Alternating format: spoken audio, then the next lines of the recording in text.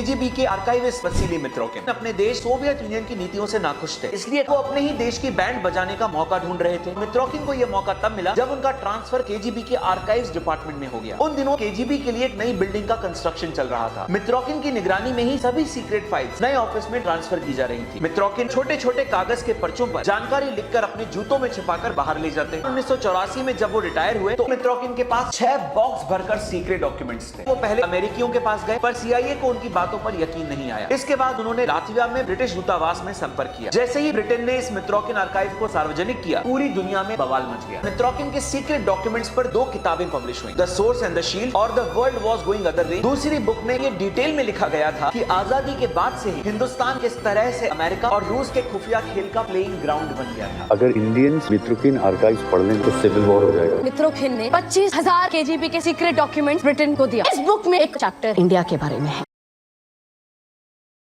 लेकिन हमें इसके बारे में कुछ पता नहीं है। चैप्टर 17 की शुरुआत ही इस लाइन से होती है कि तीसरी दुनिया के जिन मुल्कों में केजीबी ने सबसे ज्यादा दमखम लगाया, उनमें भारत भी था। जो इतिहास हमें बताया गया है, ये वो कहानी नहीं है। ये कहानी है भारत के सच्चे इतिहास की। एक ऐसा इतिहास जो हमसे छुपाया गया। हमारे संविधान, नेता, जर्नलिस्ट, मीडिया, हिस्टोरियंस को इस्तेमाल करके भारत को दोबारा गुलाम बनाया गया। जी हाँ, दोबारा। 1970 एक ऐसा डिकेड था जब भारत को दोबारा कॉलोनाइज्ड किया गया। मंत्रियों से लेकर प्रधानमंत्री तक सब केजीबी के इशारे पे चल रहे थे। It seemed like the entire country was for sale. और इसके बारे में किसी को कुछ पता क्यों नहीं है? भारत का ये काला इतिहास हमसे क्यों छुपाया गया? और वो कौन लोग थे जिन्होंने पैसों और सत्ता की लालच में भारत के माथे पर लिख दिया that India is for sale. अंग्रेजों की गुलामी से हाल ही में आजाद हुआ भारत एक जाल में फंस गया। अमेरिका जहाँ पूरी दुनिया में कैपिटलिज्म और डेमोक्रेसी फैलाना चाहता था, वहीं सोवियत यूनियन अपनी कम्युनिस्ट और सोशलिस्ट आइडियोलॉजी फैलाना चाहती थी। इन दोनों देशों की नजर पड़ी भारत पर भारत ने डिसाइड किया कि हम किसी के साथ अलाइंड नहीं होंगे। हम अपने नेशनल इंटरेस्ट के लिए अपना स्टैंड लेंगे। आम जनता को तो ये सब सच लगता था, पर बंद दरवाजों के पीछे कुछ और ही चल रहा था जो हम जैसे आम लोगों तक आज तक नहीं पहुंच पाया। इस तरफ की सारी कंट्रीज यूएस की अलाय थी और इस तरफ की सोवियत यूनियन। भारत में 1917 के रशियन रिवॉल्यूशन के दौर से ही सोवियत आइडियोलॉजिकल इन्फ्लुएंस आ चुका था। भारत में कम्युनिज्म की oldest party the communist party of India 1925 से ही एग्जिस्ट करती है, लेकिन आजादी के पहले काफी कमजोर था। भारत को आजादी मिलने के शुरुआती सालों में ही सोवियत यूनियन ने भारत को कम्युनिस्ट आइडियोलॉजी में जकड़ने के लिए कुछ नीतियां तैयार की, जिसकी मदद से भारत को कॉलोनाइज्ड किया गया। Stage number 1, infiltration. स्टालिन के समय सोवियत यूनियन भारत को इम्पीरियलिस्ट पपेट मानती थी। गांधी को रिएक्शनरी बताया गया है, जिन्होंने अपने ही लोगों को धोखा दिया और अंग्रेजों की मदद की। आम आदमी के दोस्त और अंग्रेजों का दुश्मन बनने का नाटक किया। नेहरू सोवियत यूनियन की कम्युनिस्ट क्रांति से काफी इम्प्रेस्ड रहते थे, लेकिन रूस के तत्कालीन राष्ट्रपति स्टालिन नेहरू और गांधी से बिल्कुल नाखुश थे। ऐसे नेता जिन्होंने ब्रिटेन के सामने अपने ही देश के भारतीयों से गद्दारी की। सोवियत यूनियन नेहरू को अपने आइडियोलॉजिकल इन्फ्लुएंस में ला चुके थे। 5 ईयर प्लान, इंडस्ट्रियलाइजेशन, नेशनलाइजेशन इसके काफी अच्छे उदाहरण है। अर्ली 1950s में नेहरू गवर्नमेंट को हटा के इंडिया की कम्युनिस्ट पार्टी को पावर में लाने के लिए केजीबी ने सबसे पहले अपनी अट्रैक्टिव ट्रेंड फीमेल एजेंट्स को मॉस्को में स्थित इंडियन एम्बेसी के हर एक डिप्लोमेट के साथ सेक्सुअल रिलेशनशिप एस्टेब्लिश करने के लिए भेजती थी। ये फीमेल एजेंट्स उनके कॉम्प्रोमाइजिंग पिक्चर्स क्लिक करके उन्हें ब्लैकमेल करती थी, जिससे ये इंडियन डिप्लोमेट्स केजीबी के लिए काम करने के लिए तैयार हो जाते थे। इन्हीं एजेंट्स की मदद से इंडियन गवर्नमेंट की सारी सीक्रेट इंफॉर्मेशन आईबी से पहले केजीबी के पास पहुंच रही थी। 1959 में सीपीआई के जनरल सेक्रेटरी अजय घोष और केजीबी ने मिलकर सोवियत ब्लॉक के साथ इंपोर्ट एक्सपोर्ट का बिजनेस शुरू किया। कुछ ही सालों में केजीबी और अजय घोष के इस बिजनेस का प्रॉफिट 30 लाख पर ईयर तक पहुंच गया और इस पूरे प्रॉफिट को सीपीआई के पार्टी फंड में ट्रांसफर कर दिया गया। सीपीआई मजबूत करने के साथ साथ केजीबी अब धीरे धीरे इंडियन गवर्नमेंट में अपने लोगों को प्लांट करना शुरू कर देती है, जिससे रूट लेवल पे ही कम्युनिस्ट आइडियोलॉजी स्टेब्लिश हो जाए। इस प्लान का पहला शिकार बने लेफ्ट लीनिंग कृष्णा मेनन, जो एक दशक तक लंदन में हाई कमिश्नर और यूएन में भारत के प्रतिनिधि रहने के बाद 1957 में भारत के डिफेंस मिनिस्टर बने। मेनन ने ब्रिटेन के बजाय सोवियत यूनियन के लड़ाकू विमान इंडियन एयरफोर्स के लिए इसलिए खरीदे क्योंकि उन्हें चुनाव में क्रेमलिन से मदद मिली थी। मेनन की ये एहसान चुकाने के लिए केजीबी ने भारतीय अखबारों में मेनन के गुणगान से भरे आर्टिकल छपवाए। इस प्रकार सोवियत यूनियन ने केजीबी के थ्रू भारत में इन्फिल्ट्रेट करके भारतीयों को ही अपना एजेंट बनाया। इन्फिल्ट्रेशन के बाद बारी थी टेक ओवर की। केजीबी मेनन को नेहरू के उत्तराधिकारी के रूप में देख रही थी, पर इंडो चाइना वॉर में मेनन की नजरअंदाजगी की वजह से उन्हें डिफेंस मिनिस्टर की पोस्ट से निकाल दिया गया। सोवियत यूनियन को बहुत बड़ा झटका लगा। 1964 में नेहरू के निधन के बाद KGB left leaning Gulzarilal Nanda को चुनती है, बट यहाँ भी उसके हाथ कोई सफलता नहीं लगती। मॉस्को को बहुत बड़ा झटका देते हुए लाल बहादुर शास्त्री जी भारत के दूसरे प्रधानमंत्री बनते हैं। हमारी जेनरेशन को शायद ये पता नहीं होगा कि nuclear program, green revolution, white revolution, ये सब शास्त्री जी की देन है। शास्त्री जी भारत के पहले इकोनॉमिक रिफॉर्मर थे। अगर तलवार की नोक पर एटम बम के डर से कोई हमारे देश को झुकाना चाहे, दबाना चाहे, ये देश हमारा दबने वाला नहीं। 1965 में भारत पाकिस्तान युद्ध में भारत की जबरदस्त जीत के बाद सोवियत यूनियन पीस मेकर का काम करते हुए शास्त्री जी और पाकिस्तान के प्रधानमंत्री अयूब खान को ताशकंद में आने का बुलावा भेजते हैं। तनाव से भरी कई दिनों की डिबेट के बाद 10 जनवरी 1966 को ताशकंद समझौते पर हस्ताक्षर किए गए। शाम को शास्त्री जी की मौत हो गई। बॉडी पे कट मार्क्स, काला पड़ना, गिरे हुए थर्मस की तरफ इशारा करना, इस प्रकार के सैकड़ों सस्पिशियस होते हैं, लेकिन no postmortem, no CBI, no SIG, no IB, एक सिंगल इंक्वायरी कमीशन तक नहीं बिठाई जाती, क्योंकि शास्त्री जी एक कट्टर राष्ट्रवादी नेता थे। अपने से पहले देश के बारे में सोचते थे। 1966 में जब पाकिस्तान ने सरेंडर किया तो दुनिया में जितने भी स्पाइस थे वो इस बात को अच्छी तरीके से समझ चुके थे कि आने वाले लंबे समय तक शास्त्री जी को प्रधानमंत्री के पद से कोई अलग नहीं कर सकता। इस बात को लेके भारत में भी कुछ लोग परेशान थे। इस सबसे फायदा किसका हुआ? शास्त्री जी की मौत के बाद अगले दावेदार मोरारजी देसाई थे, बट प्रधानमंत्री कौन बना? इंदिरा गांधी। मित्रोकिन आर्काइव्स में इंदिरा गांधी को कोड नेम दिया गया बानो। केजीबी ने कई साल पहले से ही ये सब प्लान कर लिया था। इंदिरा गांधी 1953 में सोवियत यूनियन के दौरे के लिए जाती है। केजीबी इंदिरा गांधी को निरंतर सर्विलेंस में रखता है। उनके आसपास हैंडसम अटेंटिव मेल एडमिरल्स का काम बस इंदिरा गांधी की तारीफ करना था। 2 साल बाद जब इंदिरा गांधी दोबारा अपने पिता के साथ सोवियत यूनियन की यात्रा पर जाती हैं, तो एक बार फिर उन्हें प्रभावित करने के सारे प्रयास किए जाते हैं। वो सोवियत यूनियन के इकोनॉमिक सक्सेस और मॉडर्नाइजेशन को देख के काफी प्रभावित होती हैं। केजीबी के लिए इंदिरा गांधी को खुश रखना एक तीर से 2 निशाने के जैसा था। केजीबी इंदिरा गांधी को खुश करके उनके पिता को प्रभावित कर रही थी और उन्हें भविष्य में प्रधानमंत्री पद पे भी देख रही थी। ऐसा प्रधानमंत्री जिसका रिमोट कंट्रोल मॉस्को के हाथ में हो। शास्त्री जी की मौत के बाद इंदिरा गांधी प्रधानमंत्री तो थी, पर कुछ ही महीनों बाद चौथे लोकसभा के चुनाव थे। इस समय तक केजीबी और इंदिरा गांधी के संबंध इतने मजबूत नहीं थे कि वो इंदिरा गांधी पर विश्वास करके अपनी पपेट गवर्नमेंट सेटअप कर सके। इसीलिए 1967 के चुनाव में केजीबी का प्लान इंदिरा गांधी को हटा के सीपीआई को पावर में लाना था। केजीबी सीपीआई और कुछ लेफ्ट लीनिंग पार्टीज के इलेक्शन कैंपेन्स को फंड कर रही थी। केजीबी कांग्रेस में भी अपने एजेंट्स और कॉन्टेक्ट्स को फंडिंग प्रोवाइड कर रही थी। इतनी फंडिंग के बाद भी सीपीआई इस बार गवर्नमेंट तो फॉर्म नहीं कर पाई, पर इस चुनाव में कांग्रेस का वोट शेयर 21% से जरूर गिर जाता है। केजीबी क्लेम करती है कि 1967 के चुनाव के बाद 30 से 40% मेंबर ऑफ पार्लियामेंट केजीबी के इन्फ्लुएंस के थे। कांग्रेस में इंदिरा गांधी की लेफ्ट लीनिंग आइडियोलॉजी का एक फ्रैक्शन बन गया और मोरारजी देसाई की राइट लीनिंग आइडियोलॉजी का एक फ्रैक्शन। आपसी समझौते के बाद प्रधानमंत्री पद के लिए दोबारा इंदिरा गांधी को चुना गया। मोरारजी देसाई के डेप्यूटी प्राइम मिनिस्टर होने की वजह से किसी भी केस में सोल अथॉरिटी इंदिरा गांधी के हाथों में नहीं हो सकती थी। इसीलिए इंदिरा गांधी ने एक चाल चली। 19 जुलाई 1969 में इंदिरा गांधी ने मोरारजी देसाई को वित्त मंत्रालय के पद से निकाल दिया। गुस्से में आके उन्होंने डेप्यूटी प्राइम मिनिस्टर की पोस्ट से भी रिजाइन कर दिया। इंदिरा गांधी की लोकप्रियता लोगों में घट गई थी। इसी लोकप्रियता को बढ़ाने के लिए इंदिरा गांधी ने भारत के 14 कमर्शियल बैंक्स को नेशनलाइज कर दिया। ये साफ तौर पर इंदिरा गांधी के ऊपर सोवियत आइडियोलॉजी का प्रभाव दर्शाता था। कांग्रेस में हिंदी ना बोलने वालों का एक ग्रुप हुआ करता था जिसे सिंडिकेट कहा जाता था। उनके अकॉर्डिंग इंदिरा गांधी भारत को सोवियत यूनियन को बेचना चाहती थी। उनके प्रिंसिपल प्राइवेट सेक्रेटरी परमेश्वर नारायण सोवियत एम्बेसी और भारत के बीच में एक लिंक का काम कर रहे थे। 1969 में इंदिरा गांधी को एक ऐसा राष्ट्रपति चाहिए था जो उनके इशारों पर चले। बहुमत तो नीलम संजीवा रेड्डी जी के पास था, पर पार्टी के अगेंस्ट जाकर इंदिरा गांधी ने वेंकट गिरी को राष्ट्रपति पद के लिए चुना। यही 84 साल पुरानी कांग्रेस के विभाजन का सबसे बड़ा कारण बना। इंदिरा गांधी की पार्टी को कांग्रेस आर कहा जाने लगा और सिंडिकेट की पार्टी को कांग्रेस ओ। दोबारा प्रधानमंत्री पद पे आने के लिए 1969 में सीपीआई और अन्य लेफ्ट लीनिंग पार्टीज जिनको केजीबी ने फंड किया था उनके साथ हाथ मिला के इंदिरा गांधी ने एक कोalition गवर्नमेंट फॉर्म की। केजीबी अब भारत की रूलिंग पार्टी में अपनी जगह बना चुकी थी। नेशनलाइजेशन ऑफ बैंक्स के बाद प्रीवी पर्स को हटा के राजघरानों को भी खत्म कर दिया गया। इतनी सोशलिस्ट पॉलिसीज के बाद इंदिरा गांधी की लोकप्रियता बढ़ना तय थी। इंदिरा गांधी गरीबी हटाओ के नारे लगा के 1971 में भारी बहुमत से ऐतिहासिक जीत दर्ज करती है। आम जनता को लगने लगा कि अब उनकी सुनवाई होगी, उनका समय बदलेगा, पर इस भोली भाली जनता को क्या पता था कि अब भारत के इतिहास का सबसे डरावना पल शुरू होगा, क्योंकि रूलिंग गवर्नमेंट में पोजीशन टेक ओवर करने के बाद अब समय था कॉलोनाइजेशन का। सीपीआई को इतनी फंडिंग देने के बाद भी वो पावर में नहीं आ पा रही थी। इसीलिए केजीबी ने अपनी पपेट गवर्नमेंट सेट करने के लिए अपना फोकस सीपीआई से इंदिरा गांधी की तरफ शिफ्ट किया। यहीं से शुरू हुआ भारत का colonial period. Farmer syndicate member SK. Patil के अकॉर्डिंग सूटकेस भर के पैसे प्राइम मिनिस्टर ऑफिस में रूटीनली पहुंचाए जा रहे थे। जो लेफ्ट लीनिंग और कम्युनिस्ट नेता थे जिन्हें केजीबी ने फंड किया था, अब रूलिंग गवर्नमेंट में पोजीशन हासिल कर चुके थे। मोहन कुमार मंगलम, जिन्होंने 1964 में कहा था कि सीपीआई अकेले गवर्नमेंट फॉर्म नहीं कर पाएगी, इसलिए उन्हें कांग्रेस में जगह बनानी होगी, उनको मिनिस्टर ऑफ माइंस बना दिया गया। उनका पहला कदम कोल इंडस्ट्री को नेशनलाइज करना था। ये तो बस एक शुरुआत थी। इंदिरा गांधी को प्रधानमंत्री बने बस 2 ही महीने हुए थे कि मॉस्को ने सीक्रेटली 2.5 मिलियन रूबल्स भेजे थे। केजीबी के political relation head Leonid Shebarshin 2.5 million rupee Congress R को सीक्रेटली फंड करते हैं और 1 मिलियन रुपी इंदिरा गांधी को सपोर्ट करने के लिए एक न्यूज़पेपर को दिए जाते हैं। केजीबी ने इंदिरा गांधी की छवि को लोगों के बीच बरकरार रखने के लिए इंडियन न्यूज़पेपर में कई सारे आर्टिकल्स प्लांट किए। 1973 में 10 इंडियन न्यूज़पेपर और एक प्रेस केजीबी के पेरोल पे थी, जिसको यूज करके केजीबी ने 3789 आर्टिकल्स प्लांट किए। 1973 में ये नंबर गिरकर 2760 पर पहुंच गया, बट फिर 1974 में 4486 पे पहुंच गया और 1975 में ये नंबर 5510 तक पहुंच गया। 1975 में केजीबी ने 10.6 मिलियन रूबल्स इंदिरा गांधी को स्ट्रेंथन करने के लिए और उनकी अपोजिशन को डिफेम करने के लिए भारत में खर्च किए। इंदिरा गांधी को सपोर्ट करने के लिए केजीबी इतनी फंडिंग क्यों कर रही थी, इतने आर्टिकल्स क्यों छप रहे थे, क्या राज था इसके पीछे? 12 जून 1975 इलाहाबाद हाई कोर्ट का डिसीजन आता है कि इंदिरा गांधी ने अनलॉफुल तरीके से 1971 के चुनाव जीते थे, जिसके चलते उन्हें अगले 6 साल के लिए चुनाव में हिस्सा लेने पर रोक लगा दी गई। लोगों ने मिसेस गांधी से पीएम की कुर्सी से रिजाइन करने की डिमांड की। इंदिरा गांधी सुप्रीम कोर्ट तक पहुंच गई, जिससे उनकी प्राइम मिनिस्टर की कुर्सी बच गई। देश भर में प्रोटेस्ट को देखते हुए इंदिरा गांधी को एहसास हुआ कि अब राजगद्दी उनके हाथों से जाने वाली है। इसीलिए 25 जून 1975 को इंदिरा गांधी ने रेडियो के जरिए भारतीय जनता को एक संदेश दिया। भाइयों और बहनों, राष्ट्रपति जी ने आपातकाल की घोषणा की है, इससे आतंकित होने का कोई कारण नहीं है। सत्ता की लालच में इंदिरा गांधी के कहने पर प्रेसिडेंट ने इमरजेंसी लगा दी। इसी दिन से शुरू हुआ इंडियन हिस्ट्री का सबसे डार्क चैप्टर। 25 जून 1975 इस दिन इंदिरा गांधी ने जनता की अधिकारों का गला घोट दिया। जो लोग आज फ्री स्पीच और लोकतंत्र की बात करते हैं, वो शायद ये भूल गए हैं कि इमरजेंसी में कैसे लोकतंत्र की हत्या की गई थी। आर्टिकल 352 और 356 को इन्वोक करके इंदिरा गांधी ने एक्स्ट्रा ऑर्डिनरी पावर अपने हाथों में ले ली थी। लोगों के सिविल राइट्स को खत्म करके 1 लाख से ज्यादा लोगों को सीधा जेल में डाल दिया गया। अपोजिशन और उनकी खुद की पार्टी के नेता और थिंकर्स, राइटर्स, इंटेलेक्चुअल, जर्नलिस्ट विजय राजे सिंधिया, जयप्रकाश नारायण, मुलायम सिंह यादव, राज नारायण, मोरारजी देसाई, अटल बिहारी वाजपेयी, लाल कृष्ण आडवाणी, अरुण जेटली जैसे लीडर्स को इंदिरा गांधी के खिलाफ आवाज उठाने पर जेल में डाल दिया गया। इंदिरा गांधी की सरकार का ये काला सच छुपा रहे और इस खुलेआम हो रहे वायलेंस का कोई सबूत देश के कोने में ना पहुंच पाए, इसीलिए इमरजेंसी लगने के 3 घंटों में ही इंडिया के सभी न्यूज़पेपर को बंद कर दिया गया। उनकी ऑफिसेस की पावर सप्लाई काट दी गई, जिससे न्यूज़पेपर प्रिंट ना हो। चुपचाप हमारे देश का काला इतिहास लिख दिया गया। मीडिया पर पूरी तरीके से रोक लगा दी गई। इंदिरा गांधी यही नहीं रुकी। सोशलिज्म किसी पार्टी की पॉलिसी हो सकती है, लेकिन किसी देश की नहीं। कॉन्स्टिट्यूशन में सोशलिज्म शब्द को डालना डेमोक्रेसी की हत्या होगी, ये डॉक्टर बाबा साहेब अम्बेडकर ने कहा था, जिन्होंने इस देश का कॉन्स्टिट्यूशन लिखा है। इमरजेंसी में कॉन्स्टिट्यूशन में सोशलिज्म शब्द ऐड किया गया। जब देश में लोगों की ह्यूमन राइट वायलेट्स किए जा रहे थे, लोगों को जेल में डाला जा रहा था, तब मॉस्को में इंदिरा गांधी का काफी हीरोइक वेलकम किया जाता है। सोवियत यूनियन के अकॉर्डिंग इंडिया ही इंदिरा और इंदिरा ही इंडिया बन चुका था। केजीबी के चीफ डायरेक्टरेट लियोनाइड शेबर्शिन ने ये क्लेम किया कि उन्होंने भारत में अपने इन्फ्लुएंस के एजेंट को यूज करके मिसेस गांधी को इमरजेंसी डिक्लेयर करने के लिए मजबूर किया, क्योंकि सोवियत यूनियन इंदिरा गांधी को पावर में रख के डिक्टेटर बनाना चाहती थी और इमरजेंसी में ऐसा ही हुआ। मित्रोकिन ने ऐसे ही आरोप कई और देशों की सरकारों पर भी लगाए। इन सभी देशों ने इन आरोपों की जांच करवाई। ब्रिटेन और इटली में मित्रोकिन कमीशन बैठाया गया, जिसके बाद करप्ट पॉलिटिशियंस के अगेंस्ट केसेस चले। मित्रोकिन के रिपोर्ट को वर्ल्ड का बेस्ट काउंटर इंटेलिजेंस रिपोर्ट माना जाता है, लेकिन इंडिया में